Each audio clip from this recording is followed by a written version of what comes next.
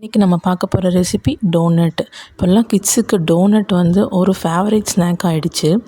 So இந்த ரெசிபியை நீங்கள் வீட்டிலேயே உங்கள் கிட்ஸுக்கு செஞ்சு கொடுக்கலாம். அவங்களுக்கு அவ்வளோ பிடிக்கும், ரொம்ப ஃப்ரெஷ்ஷாகவும் இருக்கும். நான் சொல்கிற மெத்தடை ஃபாலோ பண்ணிங்கன்னா க்ரீம் ஃபில்லிங்கே இல்லாமல் அவ்வளோ சாஃப்டான டோனட்டை நீங்கள் கண்டிப்பாக செய்யலாம். வாங்க ரெசிபி பார்க்கலாம். ஒரு பவுல் எடுத்துக்கோங்க. அதில் 1/4 கிலோ மைதா மாவு, 1/4 கப்பு சுகர், 1/2 ஸ்பூன் வந்துட்டு சால்ட்டு, 2 டீஸ்பூன் வந்து இன்ஸ்டன்ட் ஈஸ்ட் எடுத்துருக்கேன். அப்புறம் ஒரு எக்கு, மிக்சிங்க்கு வந்துட்டு கொஞ்சோண்டு பால் இல்லைன்னா நீங்கள் வந்து நார்மல் வாட்டர் எடுத்துக்கலாம். ஸோ இது எல்லாத்தையும் ஆட் பண்ணி நல்ல ஒரு பைண்டிங் ஃபார்முக்கு நான் கொண்டு வரேன். அதுக்கப்புறமா இது நீங்கள் வந்து ஒரு கிச்சன் கவுண்டர் டாப்பில் சேஞ்ச் பண்ணி ஒரு 15 to 20 மினிட்ஸ் வந்து நல்ல ஒரு சாஃப்டான டோவாக நீட் பண்ணணும். பாருங்கள், இந்த மாதிரி ஒரு பைண்டிங் ஃபார்ம் கொண்டு வந்துட்டு இப்போது நம்ம இதை சேஞ்ச் பண்ணி நீட் பண்ண போகிறோம்.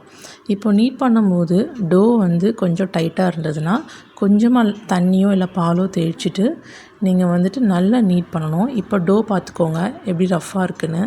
ஆஃப்டர் 15 to 20 மினிட்ஸ் நீட் பண்ணும்போது நல்லா சாஃப்டாக ஷைனியாக நல்லா எலாஸ்டிக் ஃபார்மில் வந்து டோ உங்களுக்கு கிடைக்கும். இதிலே தெரிஞ்சுக்கலாம் உங்களுக்கு வந்து டோ வந்து நல்லா ப்ரிப்பேர் ஆகிருக்கிறது. பாருங்கள், இப்போது இதில் வந்து ஒரு 20 கிராம்ஸ் பட்டர் ஆட் பண்ணிவிட்டு ஆஃப்டர் 20 மினிட்ஸ் ஆஃப் நீடிங்கில் அதுக்கப்புறமா இந்த பட்டரை ஆட் பண்ணி ஒரு 5 to 7 மினிட்ஸ் நல்லா ஹேண்டில் இந்த மாதிரி நீட் கொடுங்க. நீட் கொடுத்துட்டு ஒரு பவுலில் பட்டர் இல்லைன்னா எண்ணெய் வந்து தடவிட்டு நீங்கள் இந்த டோ எடுத்து அதில் ரைஸ் பண்ண விடணும். பாருங்கள், இந்த மாதிரி இது எல்லாத்தையும்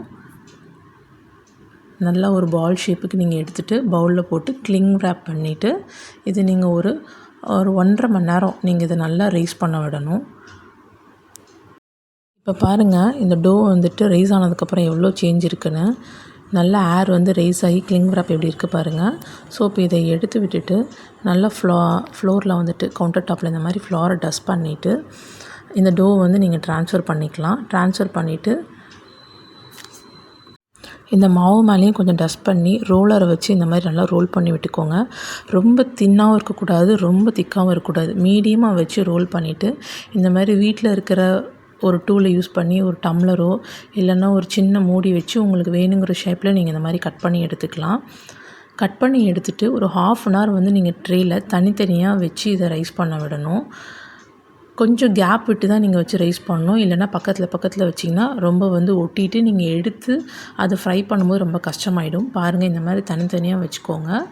இப்போ பாருங்கள், ஆஃப்டர் 1/2 அன் ஹவர் ரைஸிங்கில் இது எப்படி இருக்குன்ட்டு இந்த பால் ஷேப்ஸ் எல்லாம் பாருங்கள் எவ்வளோ ஸ்மூத்தாக சாஃப்டாக தெரியுதா டெக்ஸ்சர்லாம். ஸோ இந்த மாதிரி ஒரு 1/2 அன் ஹவரில் இந்த மாதிரி ரைஸ் ஆயிரும். இப்போ நீங்கள் இதை ஆயிலில் வந்து ஃப்ரை பண்ணணும். ஸோ ஆயிலில் வந்து நீங்கள் ரொம்ப ஹாட்டாகவும் இருக்கக்கூடாது, ரொம்ப வந்து மைல்டாகவும் இருக்கக்கூடாது. லைட்டான ஹீட்டில் இந்த மாதிரி ஒரு 5 மினிட்ஸ் டபுள் சைட் ஃப்ளிப் பண்ணி வேக விட்டால் போதும். சூப்பரான டோனட் ரெடி ஆயிரும். நம்ம ஷாப்ஸில் எல்லாம் கண்டிப்பாக வந்து 100 rupees per டோனட் சொல்லி தான் வாங்குவோம். அது அவ்வளோ ஃப்ரெஷ்ஷாகவும் இருக்காது. இதே நம்ம வீட்டில் ரெடி பண்ணோன்னா சூப்பராக இருக்கும். கிட்ஸும் ரொம்ப லைக் பண்ணி சாப்பிடுவாங்க. கண்டிப்பாக இந்த ரெசிபியை ட்ரை பண்ணுங்கள். அண்ட் டோனட் ஃபில்லிங்ஸ் பார்த்திங்கன்னா இதுக்கு டார்க் சாக்லேட்டும் நான் வந்து ஒயிட் சாக்லேட்டும் எடுத்திருக்கேன். ஃபில்லிங்ஸ் வந்து உங்களோட சாய்ஸ் தான், நீங்கள் என்ன வேணாலும் எடுத்துக்கலாம். ஜாம்ஸ் கூட நீங்கள் யூஸ் பண்ணிக்கலாம்.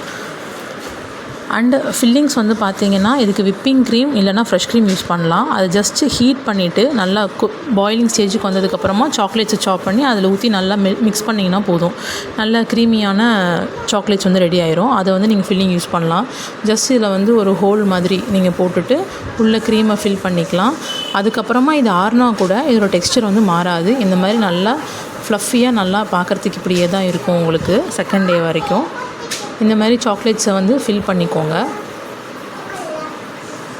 அண்ட் என்னோடய வீடியோ உங்களுக்கு பிடிச்சிருந்ததுன்னா என்னோடய சேனலுக்கு சப்ஸ்கிரைப் பண்ணுங்கள், பிடிச்சா ஒரு லைக் போடுங்க. அண்ட் என்னோடய சேனலுக்கு சப்போர்ட் பண்ணுங்கள் ஃப்ரெண்ட்ஸ்.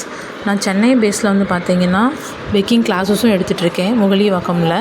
நீங்கள் சென்னை பேஸ்டாக இருந்தீங்கன்னா அதுவும் முகலிவாக்கம் நியர்பை ஏரியா இருந்தால் கண்டிப்பாக என்னை காண்டாக்ட் பண்ணலாம் பேக்கிங் கிளாஸ்க்கு. அவ்வளோதான் ஃப்ரெண்ட்ஸ், கண்டிப்பாக அந்த ரெசிபியை ட்ரை பண்ணி பாருங்கள். Bye.